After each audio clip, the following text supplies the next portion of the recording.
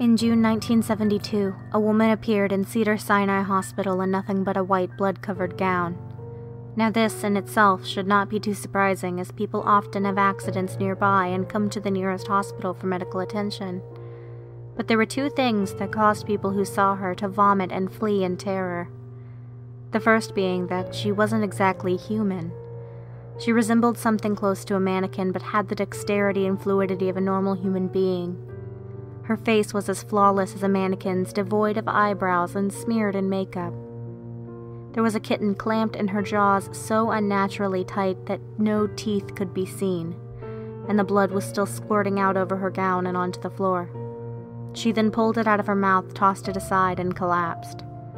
From the moment that she stepped through the entrance to when she was taken to a hospital room and cleaned up before being prepped for sedation, she was completely calm, expressionless, and motionless.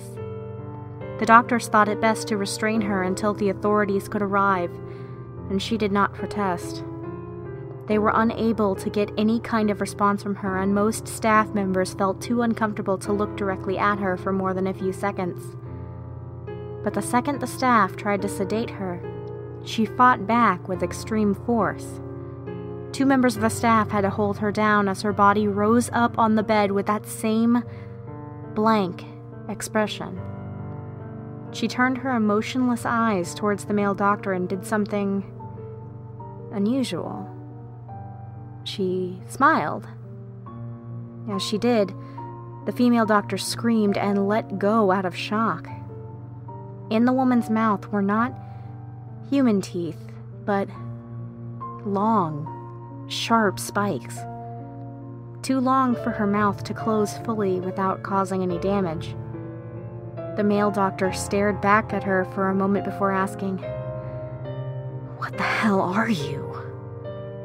She cracked her neck down to her shoulder to observe him, still smiling. There was a long pause. The security had been alerted and could be heard coming down the hallway. As he heard them approach, she darted forward, sinking her teeth into the front of his throat, ripping out his jugular vein and letting him fall to the floor, gasping for air as he choked on his own blood. She stood up and leaned over him, her face coming dangerously close to his as the life faded from his eyes. She leaned closer and whispered in his ear, "I am God."